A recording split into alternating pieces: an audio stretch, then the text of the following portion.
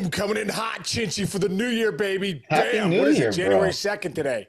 It is January 2nd. It's such a weird year for holidays because Christmas Eve on a Saturday, Christmas Day on a Sunday, and then New Year's is on a weekend. It's like, man, Yeah. that's probably be crappy to be a kid because you don't get all the same days off, I don't think, this year that we did. Yeah, Remember you we used get to get like a gypped. whole Like, week? Yeah. yeah, yeah. You're like, you want Christmas to be on like a Wednesday, then you Yeah, get and Monday, wrapped Tuesday around. off. Yeah.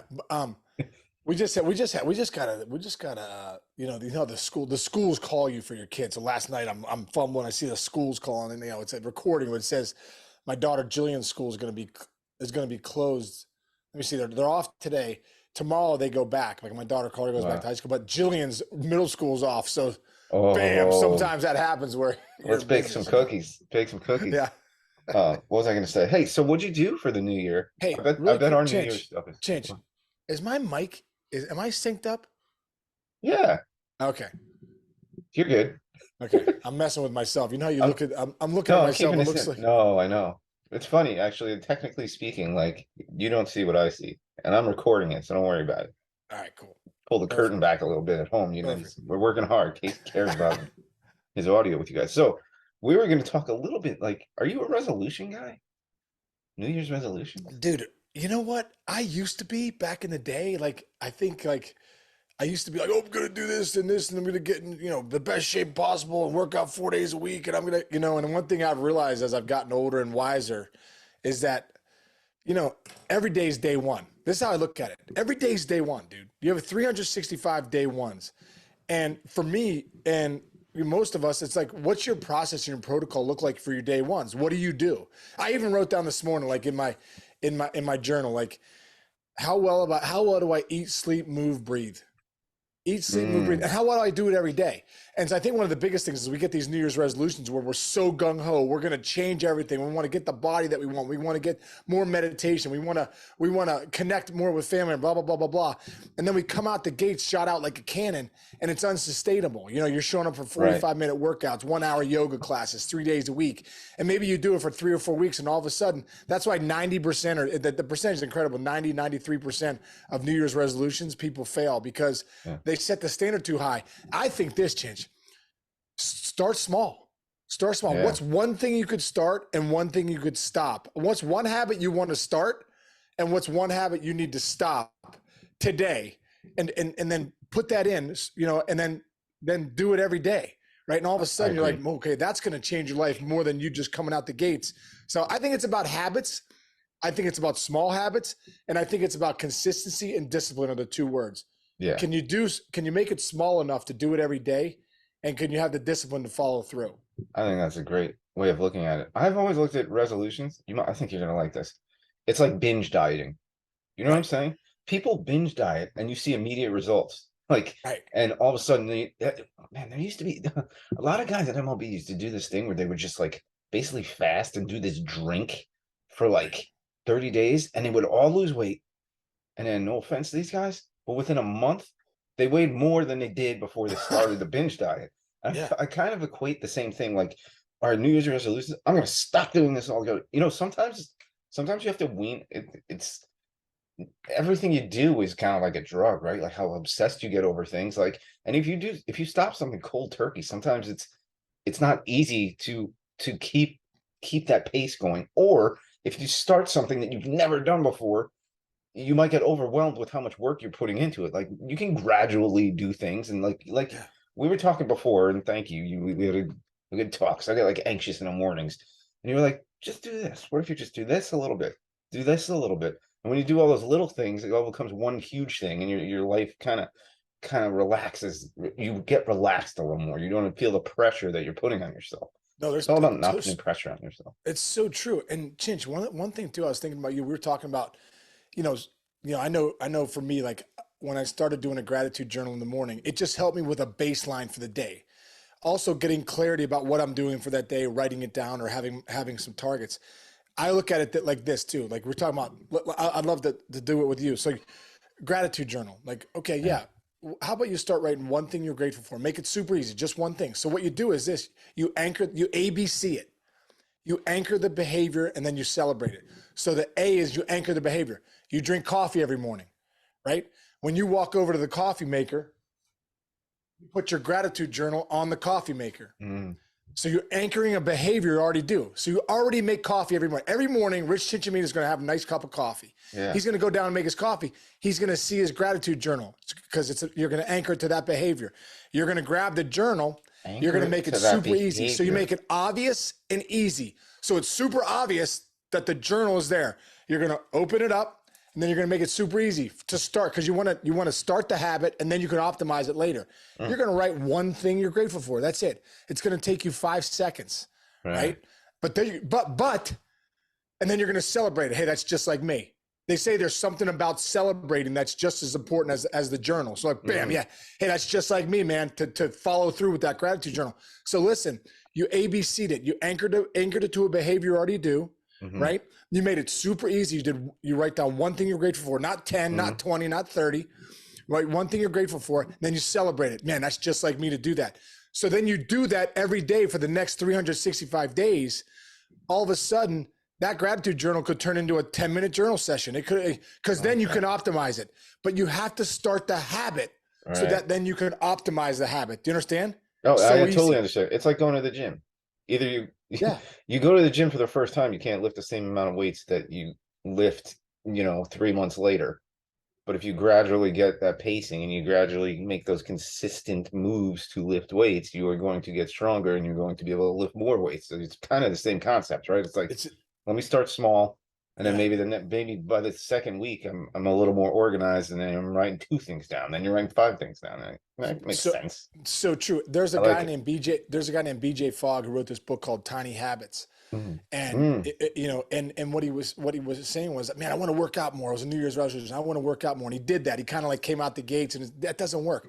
So he started to say, well, what's something I do every day? He goes, well, I go to the bathroom 4 or 5 times a day. He goes, okay, I'm going to anchor a workout to every time I went to the bathroom. So what he did was, every time he went to the bathroom, when he'd walk out of the bathroom, 2 push-ups.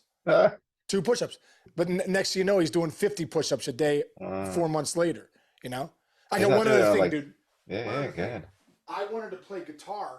Yeah. I wanted to play guitar for years. There we go. And I did the same thing. I took guitar lessons. I came out the gates. I learned some songs. Right. It was just too much. So then what I did was with the creating new habits in my life and like really putting it into play, what I did was I ABC'd it, dude. I come in here every morning, every day for a podcast with you. Right. Well, guess what? Every time I walk in this room, I made this obvious. I put it right in front of my chair, right? And what I do, I sit down and I play for 2 minutes. There you go. And now, are you getting better? Now I'm really good. Now, I've been doing it for 3. Thing? Come on, give me one thing. What do you got? All right, hang on. I like this. All right. Now, mind you, I'm just getting going, but I'm all right.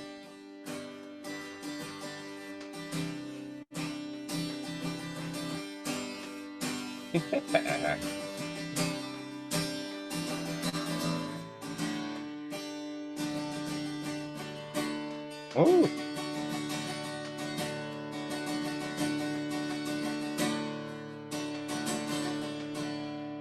Okay, I'm gonna play. I learned Southern Cross the other day, dude. Cheers. What's that? Ready? Go ahead. Southern Cross. Oh, I love Southern Cross the other day. You ready for this one, bro? Let's go. All right. This is one of my favorite songs of all time. Of all time. Here we go. It's one of my favorites. I only know the beginning. That's good enough. I only know the beginning. Ready? Oh, look at him. He's pulling his mic down. You look like fucking Bob Dylan right now. I'm excited. Let's go. All right, ready?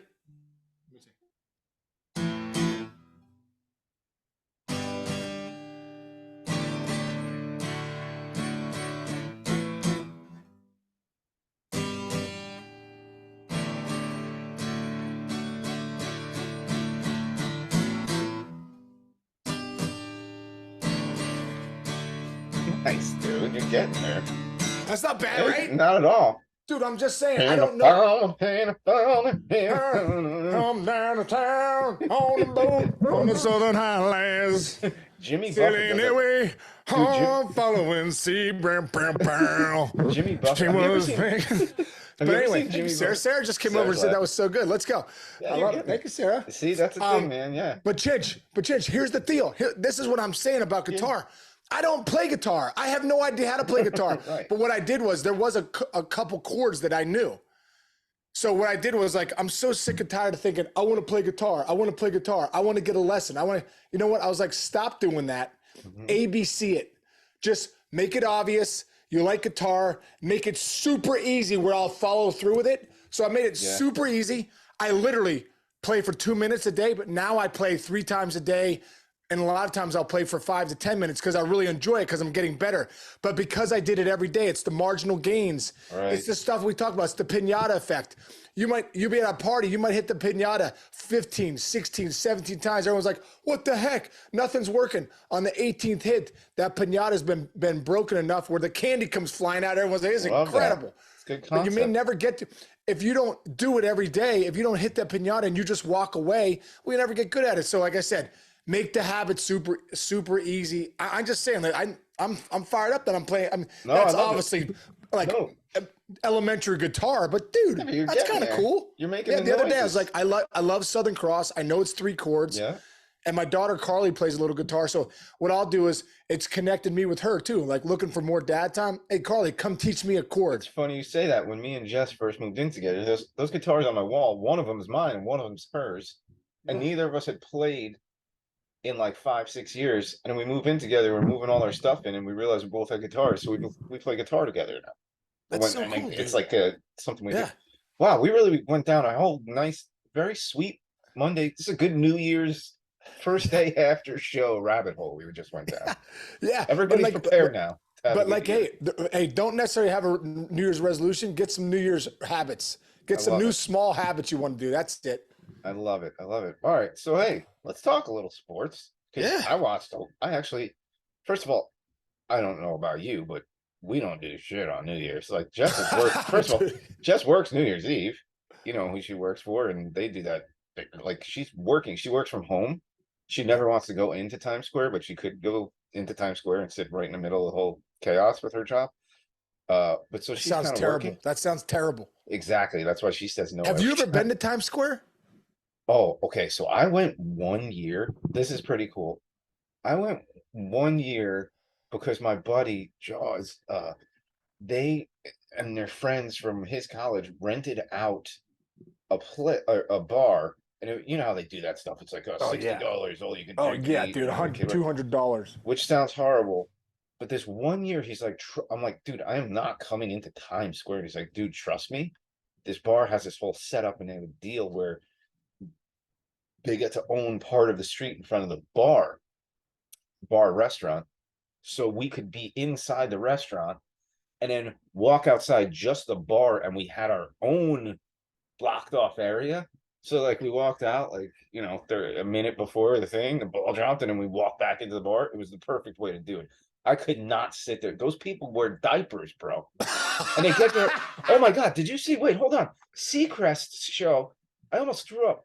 You know how like they always have like the sideline reporters who are Yeah. like talking to the people, and they're like, "Yeah, I'm from Europe and whatever." There's this one family, and they're like, "How long have you been here?" And they're like, "Since 9 a.m." This is at like 11:30 p.m. Okay, how long have you been standing here? Since 9:30 a.m. Okay, and they span down, and there's a 6-year-old dude, a 6-year-old and they have him in like a stroller that he doesn't fit into, and he's just passed out. And I'm like, you brought your 6-year-old into Times Square at 9:30 in the morning. He's been sitting there for 14 hours with nothing to do. And the iPad ran out of juice and all that crap happened. That kid had the worst day of his life. I was so upset for him. Anyway, so we do nothing for New Year's, Dude. except I watched some football. Did you watch football? Yeah, I did watch. Oh yeah, I watched the whole day of football. Lambooski was over on the porch. My son Andrew was in 2 finals in both Yeah, finals of his fantasy leagues. Talk about the Lambooski factor. that's intense. Did he Boo win them? basically drafted Andrew's teams. Wow. Did he So win it's them or lose them? he ended up what do you think about this really quick? Mhm. What do you think about the fantasy football stuff? Like we played it for years. Obviously, we're in those Yeah. big ZD leagues Mhm. where now the winner is it's a whole body of work. If you're the Yeah, the best way team you throughout the guys do year, it, is a way to do it. Bro, it's the Yeah, way to do it. Like so my son, and not to say this is great. They're got college kids, but my son's playing against the last place team that just got in. yeah. Well, And what then did he have? Like Austin Eckler or something like yes, that, and he yes. lost to that guy. Well, Yeah, dude, it's so then some of the guys aren't playing at this time of the year. Some of the guys are hurt. So like you have this whole body of work where you're the best team, and all of a sudden, oh yeah, but you got upset in the playoffs. Like no, dude, it should be like your whole body of work should be whether you win the championship or not. I Then you agree. string it out: first place, second place, third place, fourth place. We've done it both ways in our league, and we find that to be the best. Yeah. Do you know what's funny? I have a comp to that. I used to be really into poker, Texas Hold'em poker. So was my brother. You know, my brother won a seat to the World Series of Poker. Come on, dude. Dude, online, me and my brother were very good poker players. This is funny. My brother won one year. They give you 12 grand, or you take the seat. And he just took the 12 grand because it's like, because you got to fly yourself out there. So there's a couple, there's like Right. 500 Come on. bucks. And then when you Yeah. get there, there's all those side games. All those guys play on the side tables and they take all the money from the people that just get in. So my brother just kept the money. But you know why I stopped? I stopped playing. Very similar to fantasy football. I hated getting bad beats. Like when you do everything right and you do all the math in your head and you work really hard and you did a good job of what you're doing, but somebody guesses or somebody or the weird that one card of the 52 comes out. I don't like I don't like having control of my own destiny. Or not I don't like not having control of my own destiny. And that's what happens in fantasy football in the leagues like your son's playing in, and I play in those. I'd rather play in the ones you guys play.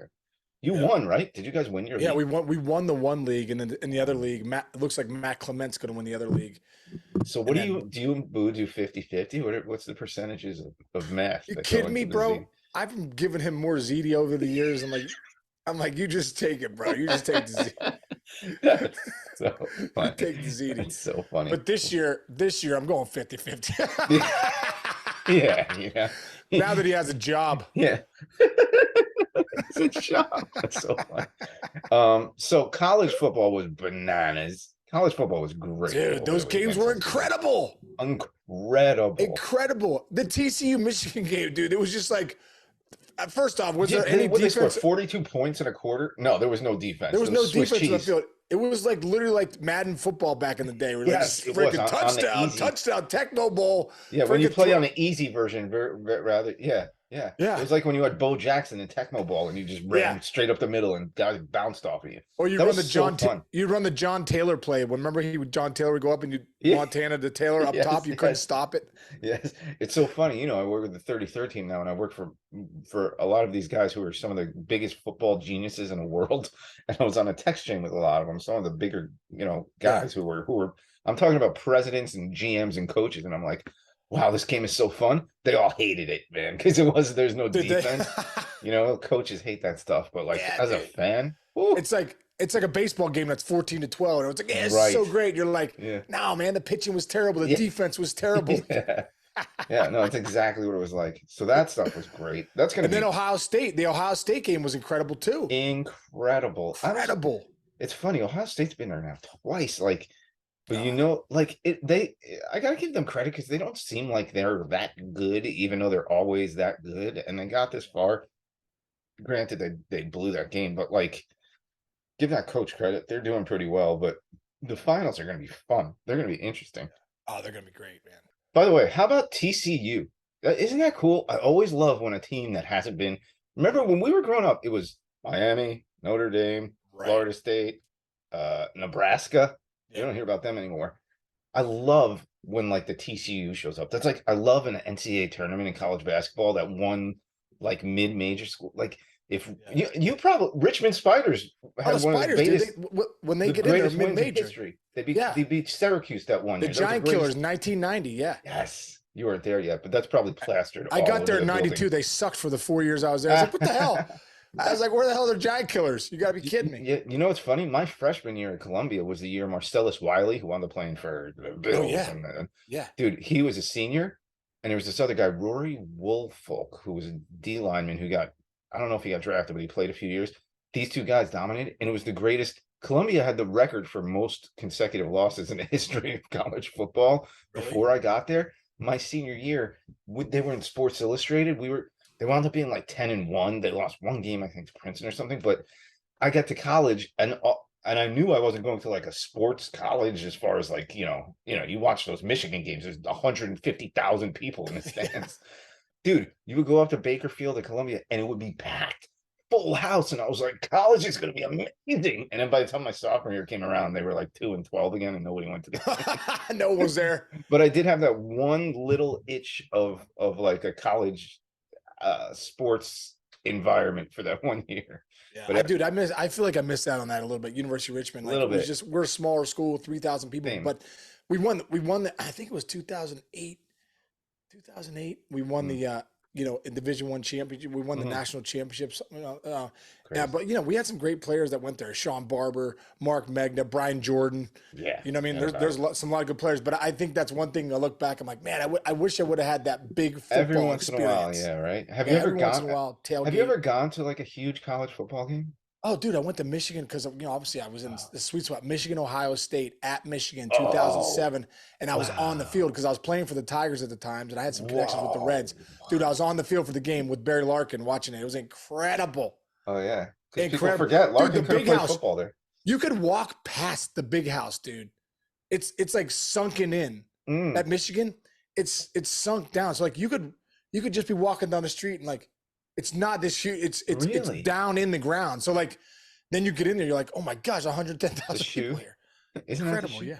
Wow, that's Yeah. pretty cool. Well, let's get on to the little pro football. You got to be happy with your quarterback in Pittsburgh, dude. He plays Yeah, hard, dude. man. Kenny He Pickett plays 2 weeks hard. in a row, delivering on some game-winning drives at the end, especially against Baltimore. They're back to 8-8. Dude, who would have thought the Steelers would be 8-8? I think I they start love off it. 2-6. I love it. We'll talk too, like Aaron Rodgers too. Like there's a lot of Yeah. there are some crazy storylines in the NFL. But to the Steelers' point, they're 8-8. He did. Did you see? Did I bring this up last week?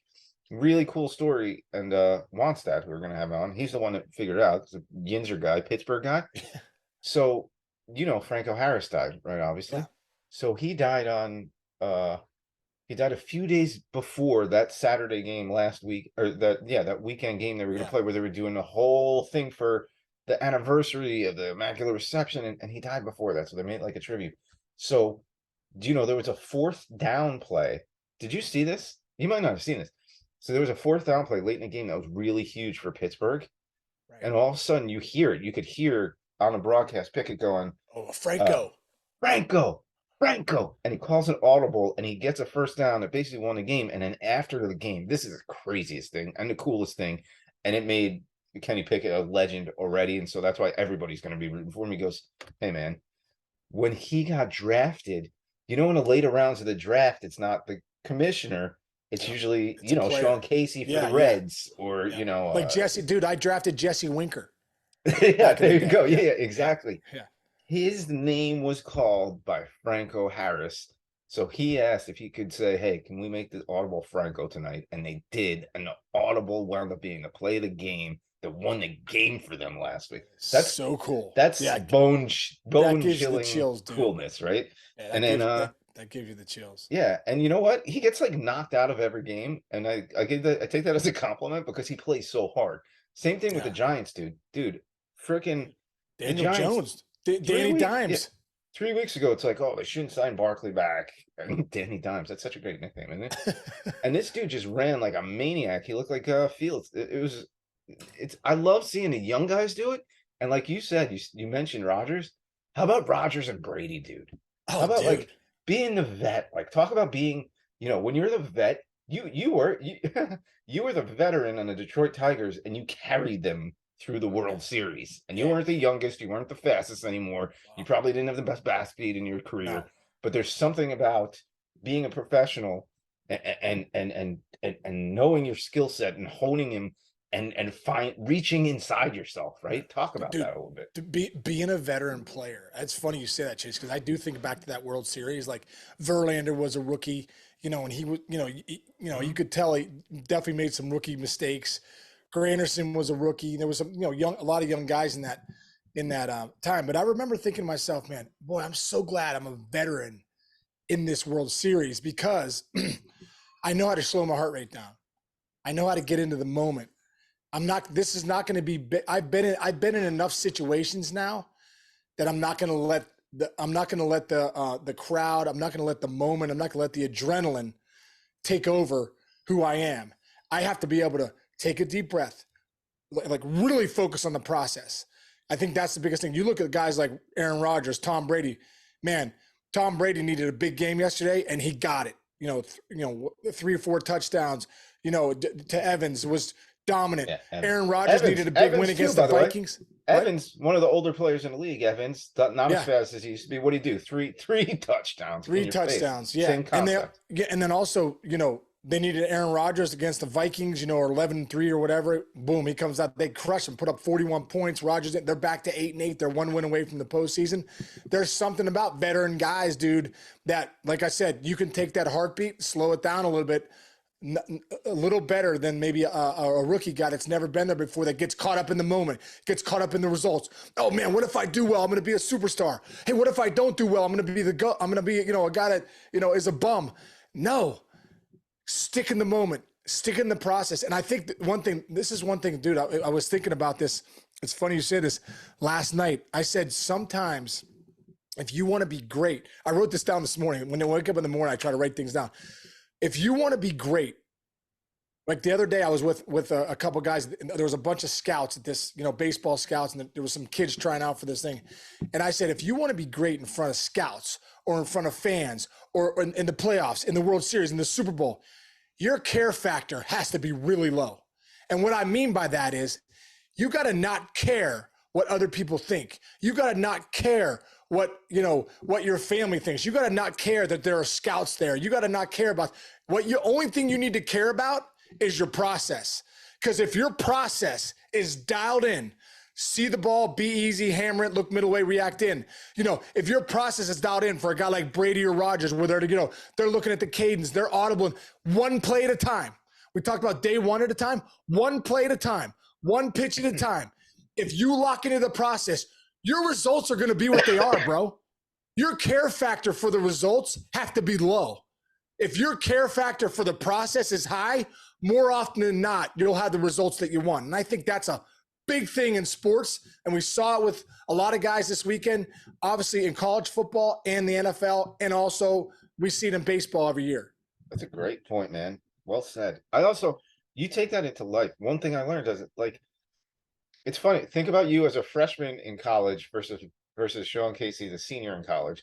And it's a microcosm of the whole concept you're saying. But your freshman year, you're going in there, they call it like REM, like when you first get in the car and your eyes are just moving everywhere and you don't know what you're doing. And you're like, I have to be good. I have to be popular. Am I going to meet a girlfriend here? Am I going to meet my wife here and whatever? By the time you're a senior in college, you are so laser focused on what you know and what you like that you almost get that secondary enjoyment factor of grabbing the kid who's shaking, going, hey bro, relax. You're good. It's going to be okay. Yeah. You're good. Yeah. I got you. You just got to streamline your stuff. And I've learned that in my career. In my career, when I was younger, I was a pretty young producer. Like to be sitting in a control room. I was like, yeah, the ESPN. Somebody politely called me a savant with it, but I also took that as an insult because you work hard at it. You're not a savant at something. Right. But now I'm working with so many young people, and one of the biggest enjoyments I get out of my day is like, hey, don't worry about it, bro. You got this. Just here's how I did it. Maybe you could take it that way. And that veteran, it's a veteran thing. It's funny, they always, the greatest line is, if I knew then what I know now. Yeah. And Tom Brady and Aaron Rodgers know now. They just know now, It's the truth. I one of the lines I tell my kids, and I know they'll pass it on to their kids because I say it all the time. You can't teach experience. Mm-mm. You got to actually experience things to understand, to get the feedback. And then whenever you fail, failure's feedback. How you respond when you don't do it right. That's how you get better. You actually need the failure. We all think the process. A lot of times we think the process is a straight line. It's not, dude. It ebbs and flows up and down. So you're never as good as you think you are. You're never as bad as you think you are. But you have to follow the process. And when you don't do well, don't bail on the process. Like if something happened with us, or on a show in the 33rd team, what's right, what the process is to do. But the show didn't go great. Right. You're not going to all of a sudden bail on your process. It's like Ted Williams. Dude, Ted Williams used to talk about his snipers. And he used to say, hey, listen, when a sniper has a sniper rifle and he's setting up and he misses his target. He doesn't get a new rifle. What he says to himself is, okay, I was a little low on that shot. I got to adjust my sights up. Oh, I was a little high on that shot. I got to adjust my sights down. That's the part of the process. The process is, how do you respond when the result isn't exactly what you want? You make the adjustment like that. You adjust the sights up or down. You don't take the sniper rifle and throw it in the garbage. It's wonderful. It's a great analogy. That's great. That's why the guy hit 400 in Major League. Exactly. He freaking had a sniper rifle. That was Louisville Slugger was a sniper rifle for him. Jesus. Yeah. All right. Anyway, dude, I think we got a lot done here. We got a lot accomplished today. We got a lot of action going on, dude. I feel so much better about myself. Thanks, man. I woke up this morning. I was very anxious. I get very anxious on Mondays in case he talked me down from the ledge. And now I'm ready to freaking fire up my day. You're my man, dude. We're shot out of a cannon, baby. We're shot out of a cannon. Yeah. January 2nd, 2023. Bam, our first show. 2023 is the year of the mayor's office. Chinch, let's go. It's only the third year, so let's hopefully this is the one. One of these years, bro. One of these years. Yeah. Hey, so we got a lot going on, actually. Let's do a little housekeeping. First of all, we're coming up on our 200th show soon. We got about 13 or 14 left. That's very exciting. Also, we are recording with yet another Boone, correct? Yes. We got Brett Boone coming on this week. Let's go. And that's going to be incredible, dude. Brett Boone. Incredible. I was just on his podcast, the Boone podcast. If you haven't checked it out, I was on last week. Boone does a great job. And the guests that he gets on are like the who's who of Cooperstown. It's incredible because he knows everybody, dude. He's been in the game. Mm-hmm. He's the third generation. His grandfather, Ray, played in the big leagues 12 years. His dad, Bob, played 20. And then Brett and Aaron played, each of them played 12 to 15 years. Yeah, you want to know talk about 6 degrees of separation, how weird things are? I got to work with Brett for a couple days back in the day, and his finance guy, the guy that handles all of his finances, has the home run record for single season homers at Columbia University. He was a junior when I was a senior. He's a year behind me, a good friend of mine, Peter Swat. No way. Is he Brett still Boone's finance guy? Well, I hope he is. My gosh, you got to bring that up, dude. I'll bring it up unless they make some bad investments. I think they're still boys. Maybe Pete. What's this guy's name? Pete. Yeah, Pete. Maybe Pete's out now if Brett doesn't have any money left. Pete hit like 17 home runs within the Ivy League baseball season, which was like 30-something games. He was a badass, dude. He was badass. Anyway, there's no Brett Boone though. I have a couple questions I do want to ask him. I'll tell you that real quick. We can hash this out right now. I gotta ask him about. He was in the booth for his brother's homer, and he stopped talking. I know. Yeah, they were like, Brett. Yeah, they were like, Brett, what? And he's like, I'm speechless. I'm speechless. I want to know what that feeling was like. And I also want to talk about how he played my rookie year. Brett and Aaron played on the same team. That's pretty cool also too. One of the greatest. I would say if the Chicks Dig the Long Ball commercial was I would put that up there as one of the greatest baseball commercials of all time. I would put his commercial where he was just bat flipping everything. So like he would eat cereal and bat flip a spoon. I want to know how that process went and how. Dude, I don't remember that. I don't remember that. Dude, you don't? All right, I'm going to send it to you, and we should play it for him when we talk. All right, cool. All right, so we got a lot going on. All right, brother. Oh, and by the way, we also have Big Lambuski's going to give us like his awards for for the year. Is it year in review? Yeah, let's call it the Big Lambuski's year in review. We'll call it the year in review. Yeah, there we go. All right, brother. Bro. Have a great rest of the day, Chinch. Thank you. I'm ready to go now. Hey, everyone out there, thanks for listening.